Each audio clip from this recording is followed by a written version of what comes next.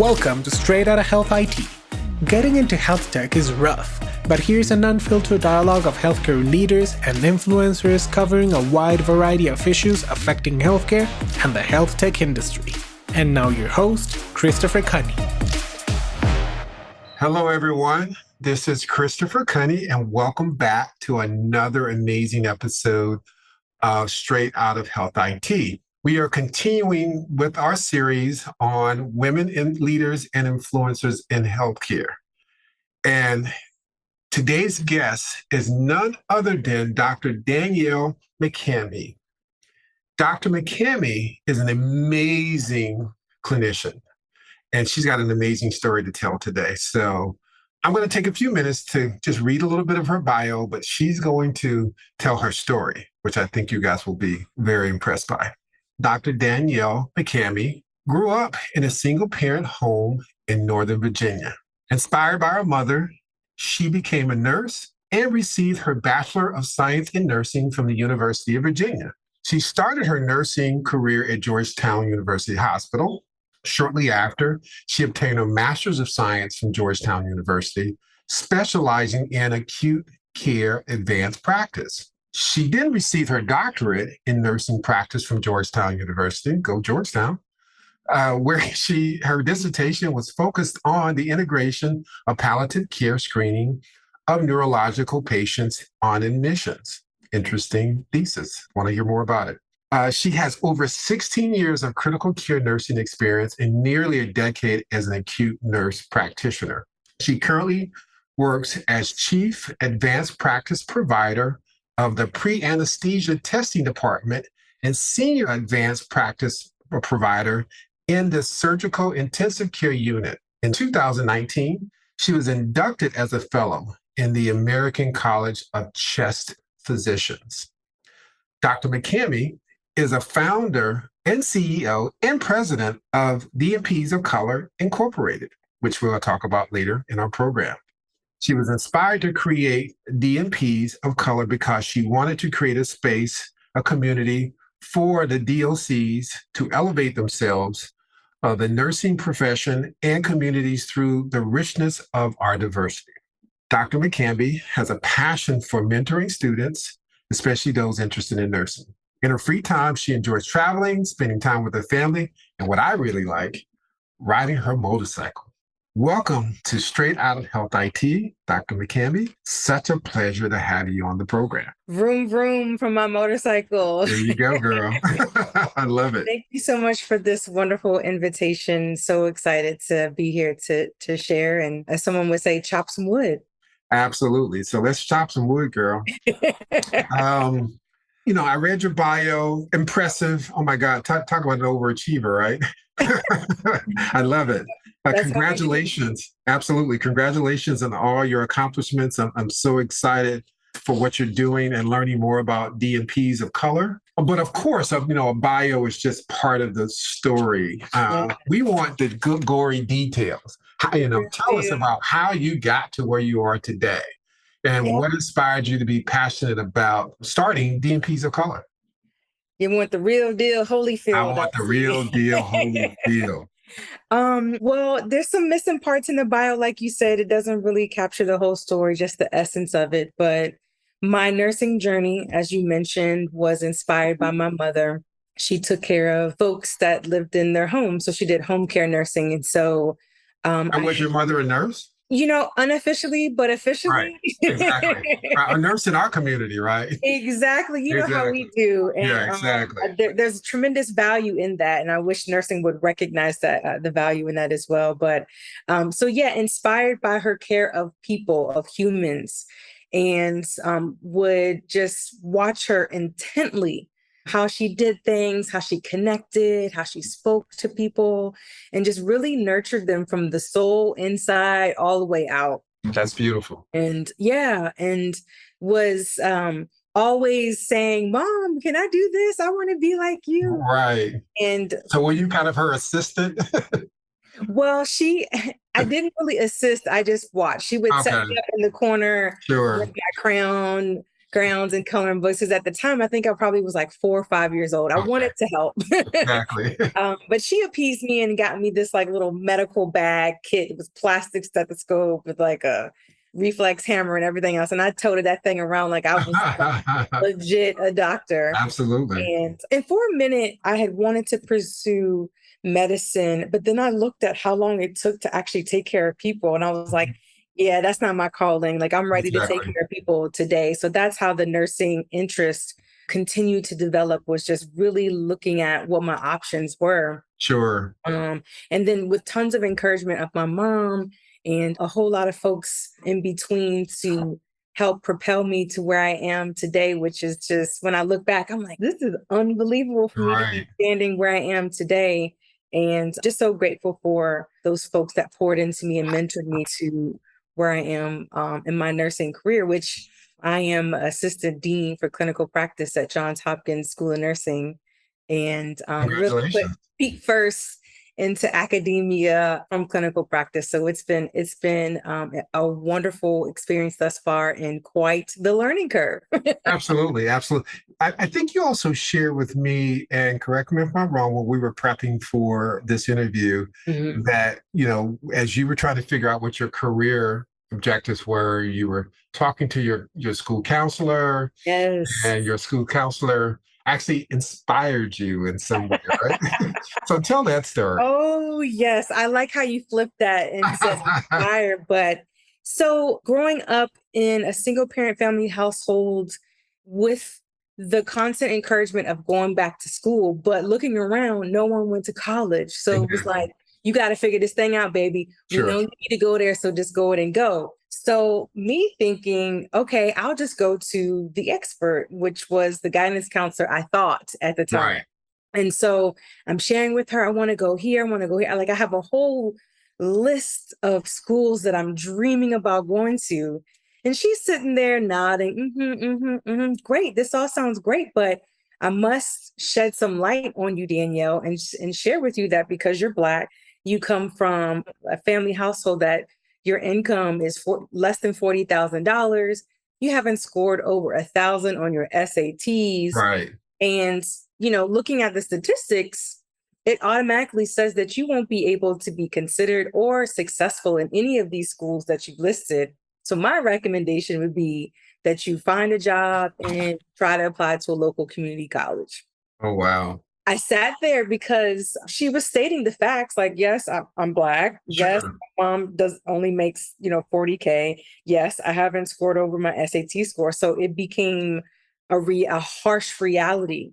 And I believed it because I was like, she's the expert. My mama and them don't know any better. They're saying, ask the people. Exactly. Let them guide you. And so that was the narrative that I began to play in my head. And so it was so devastating that I left that office crying.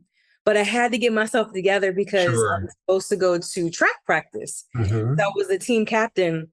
And at the time, my track coach, he was hardcore, no tears on my track. You come here, you perform. And so I'm going up to the track and just trying to, just keep it all in. And I'm light skinned, right? So my eyes red, my nose red. So it was hard. Emotions all over your face. Okay. I'm trying to drink water, put water on my face.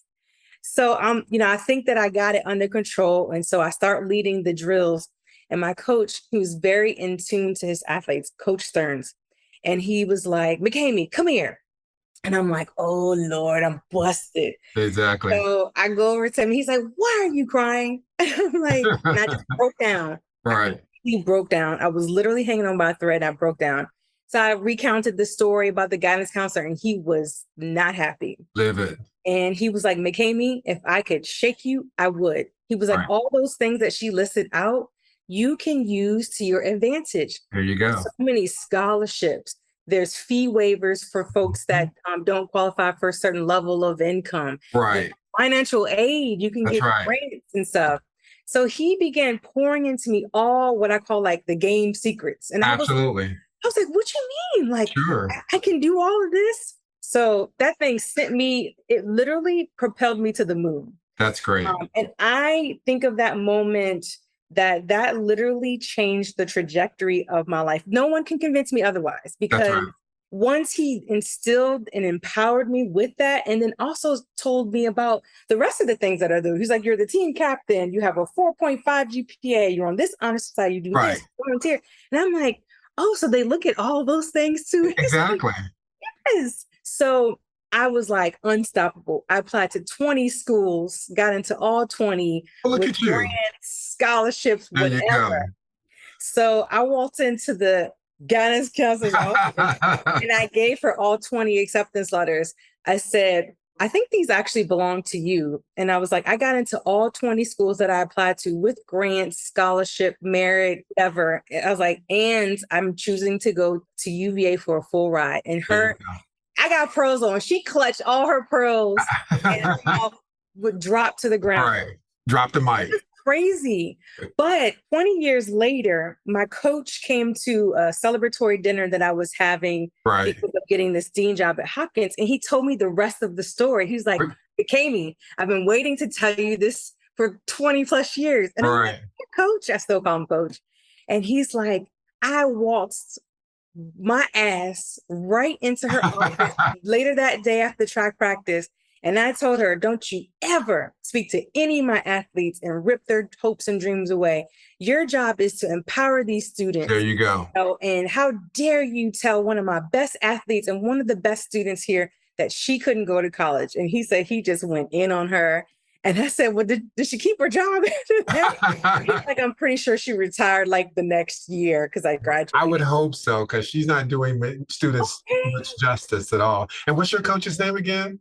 Coach Bill Stearns. Well, Coach Bill Stern, I'm giving you a shout out. Look at what you've done to create this, help to create this amazing individual, and she's changing the world. And so it's amazing how, people like that, the ripple effects they have in our lives going forward. Yes, so absolutely. Very proud of you, and thank you for making your haters your motivators. Hey, yes.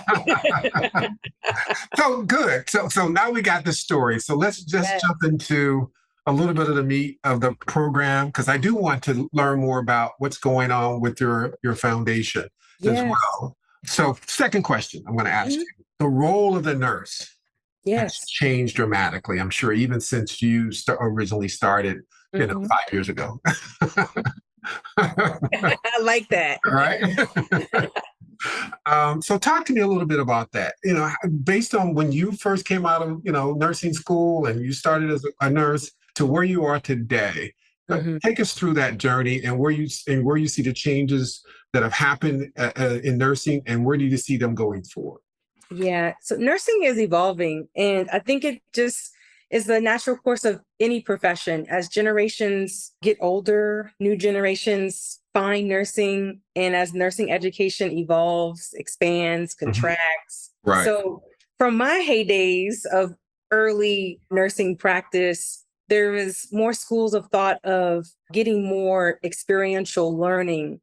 Now it's evolved to getting more of the academic learning on the front side, and then having your nursing practice be after you've basically acquired a doctorate degree. Because the way nursing education has evolved, that entry level, if you will, nursing practice is under the competencies around bachelor's preparedness, and then those that are looking toward advanced practice, so being a nurse practitioner, CRNA, CNS, the criteria has changed so that it fits under competencies that are aligned with doctoral level education. Sure. So a lot of folks are taking advantage of going straight in, which has its pros and cons. For me, I'm on the spectrum of appreciating having the experiences early on, because that's how you can, from my experience, create your nursing persona, create your what we call nursing instinct.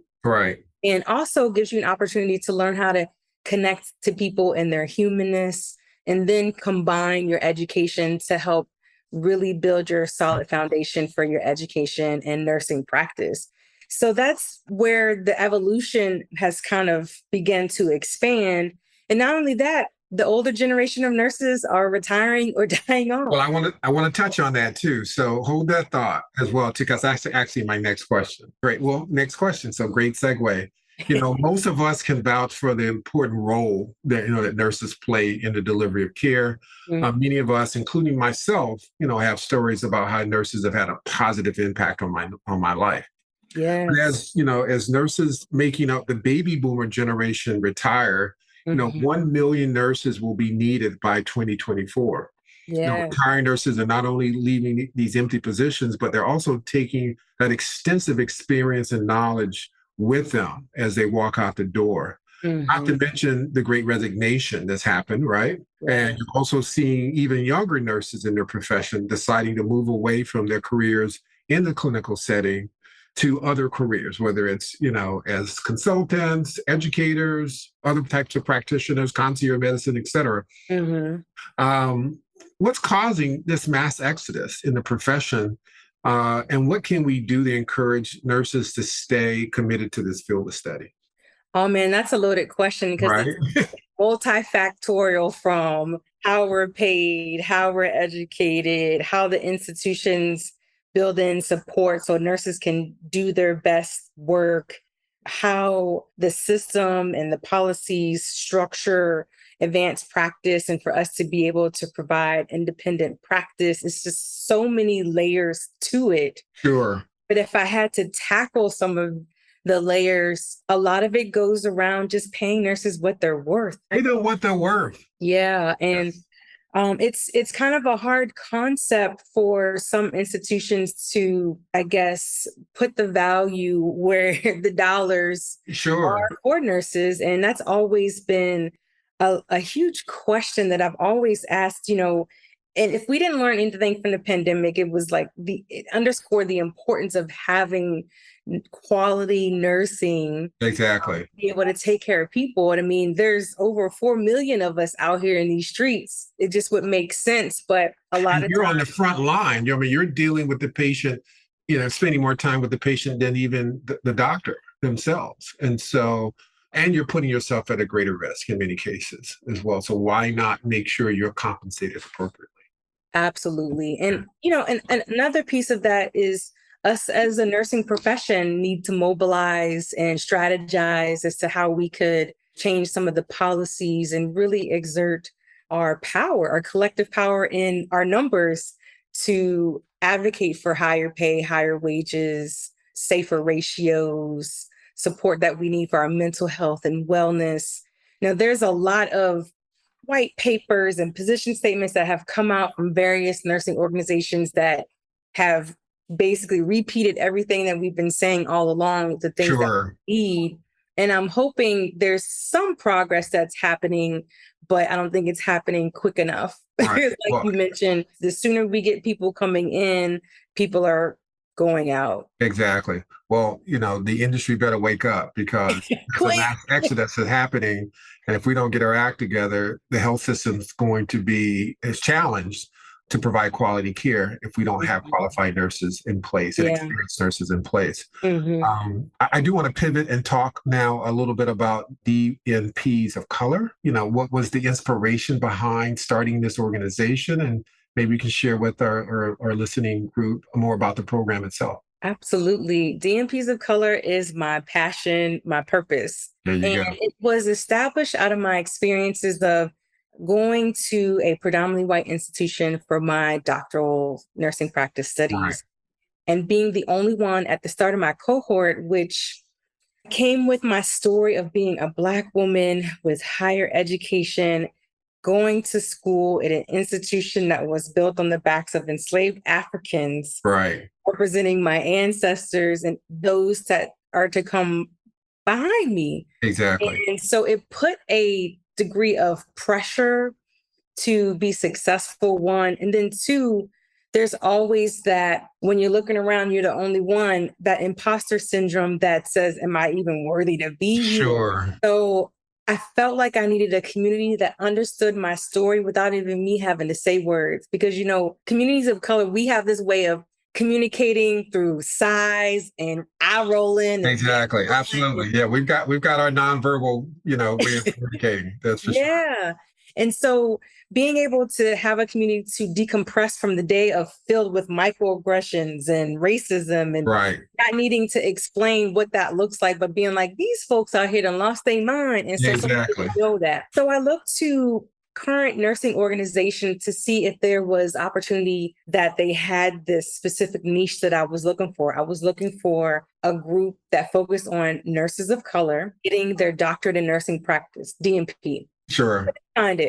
Couldn't find it. And I even pitched it to a couple of organizations and they were like, no, that's too niche. Right. So I created my own. I was like, well, I guess I'll just put together a Facebook group and just build the community, not knowing that it was such a huge need. Right. I just was so focused on my own like little corner of the world, own needs.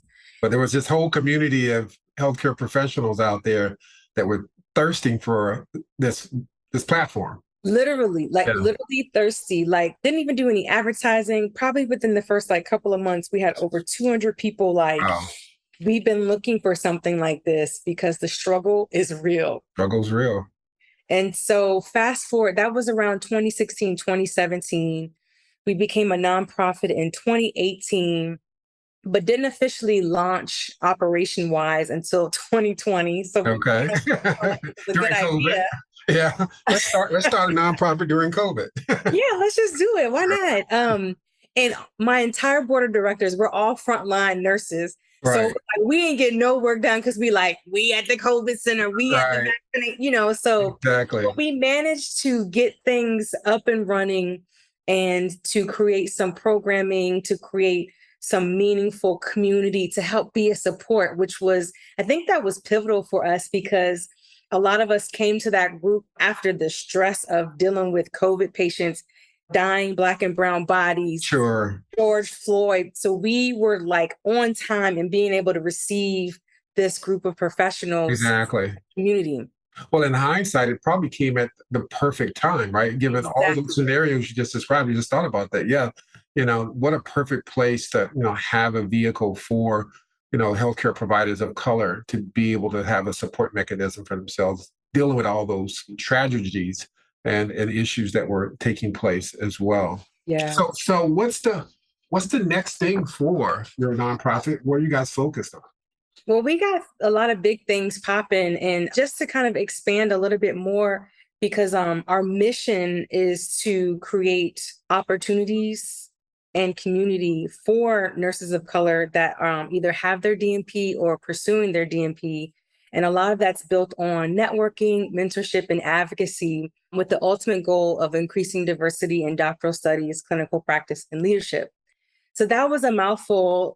So expand a little bit on that. Why is that important today? So our 3 pillars are networking, mentorship, and advocacy. Network, as we know, your net worth.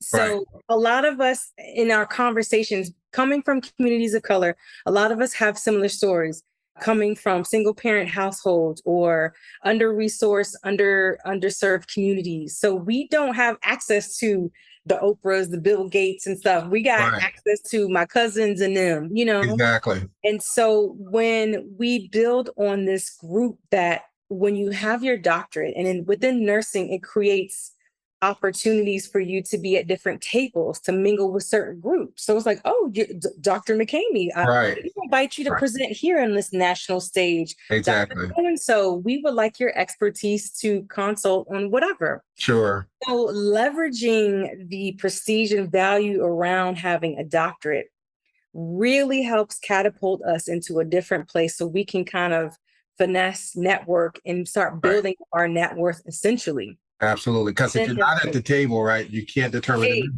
right? Exactly.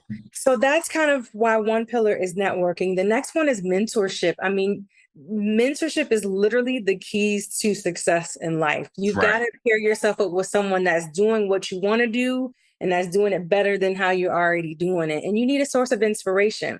And then the third pillar is advocacy, empowering the group to elevate our voice, because where we are in nursing, we are the only organization that has a community for this, I call it forgotten group of professionals in nursing. Right. We're nurses of color with our doctorate in nursing practice, and there's no group that caters to that group. And so There's some data that I always quote, and my mentors will be like, here she go with this data. But I'm like, but y'all gonna hear this data.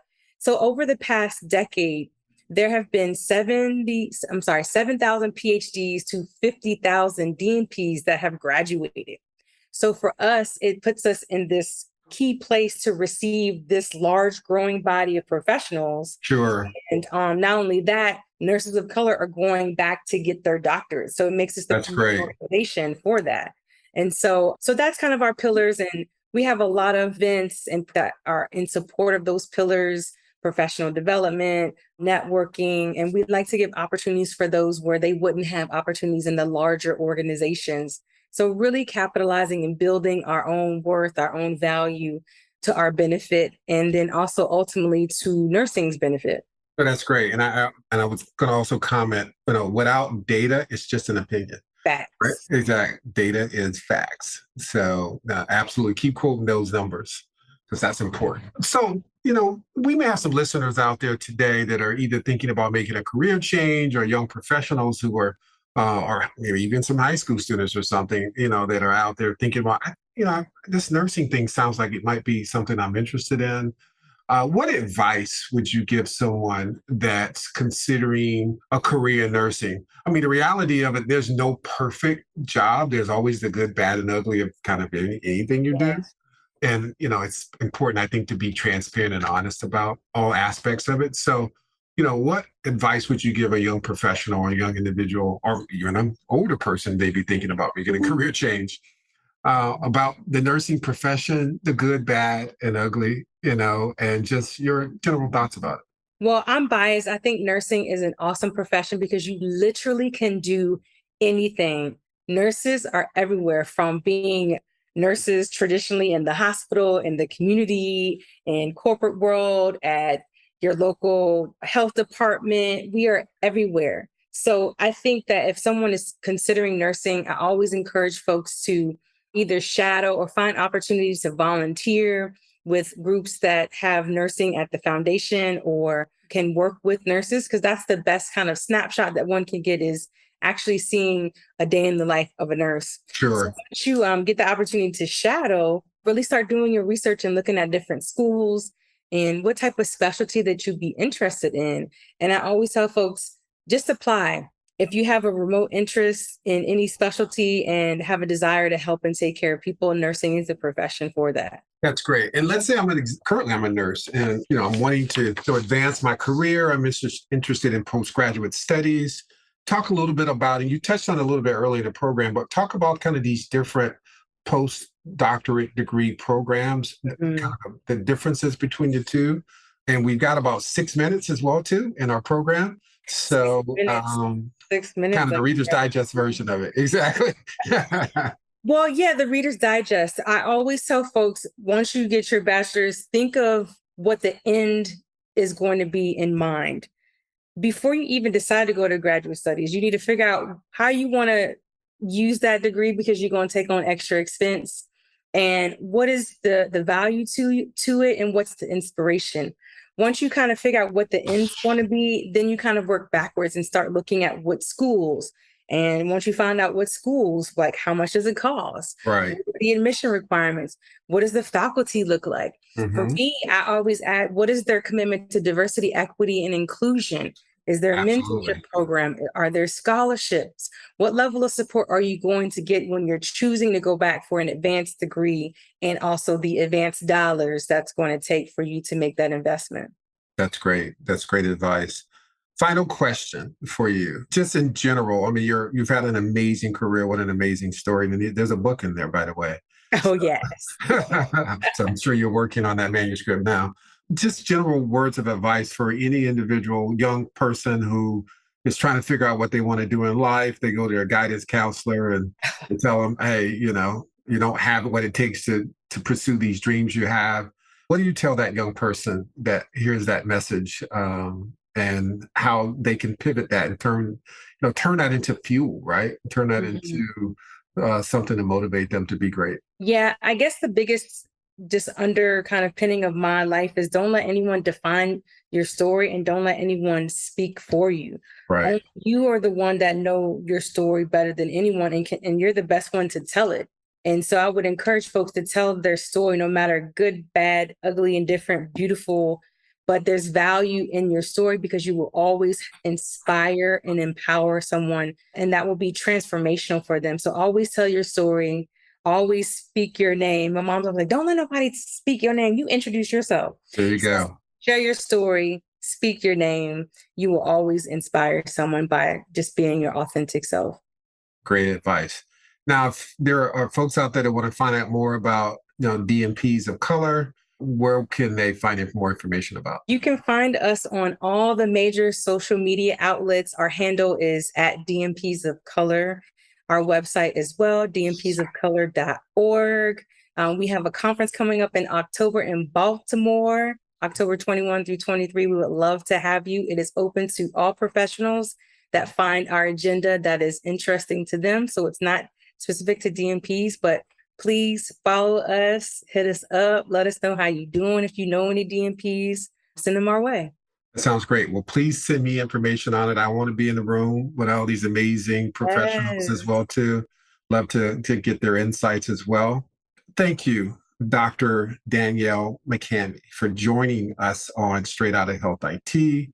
We've come to the end of another amazing program with another awesome human being who's changing the world and making a difference, not only as a woman in this profession, but a woman of color in this profession, and showing us how she's just breaking, the glass ceilings and raising the bar for us all. And continue with your great work. So proud for what you're accomplishing for your community. And we look forward to continuing to hear great things from you as well. Thank you, Chris. You're welcome. You're very welcome. I just want to thank the listeners again for your support of the program and this series on women leaders and influencers in healthcare. As always, your thoughts, your feedback, your comments, your support are always welcome. And like I say, for every one of my programs, please tell another person about what we're trying to do here. This is a platform for the people. And as always, go forth and conquer your challenges and fulfill your dreams. Let's make this episode go viral because this is some good stuff. Let's make it happen. Take care, everyone. God bless, and one love.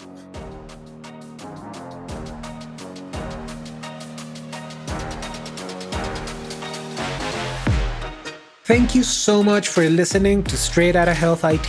We hope you enjoyed today's guest. For more unfiltered dialogue of healthcare leaders and influencers, be sure to tune in next week. For the show notes, transcripts, and resources, please visit Apple Podcasts, Spotify, or your favorite streaming platform. We invite you to give us feedback by reaching out to Christopher Cunny on LinkedIn, just searching for Straight Outta Health IT, and you'll find us. We are constantly having live discussions about diverse topics in the industry.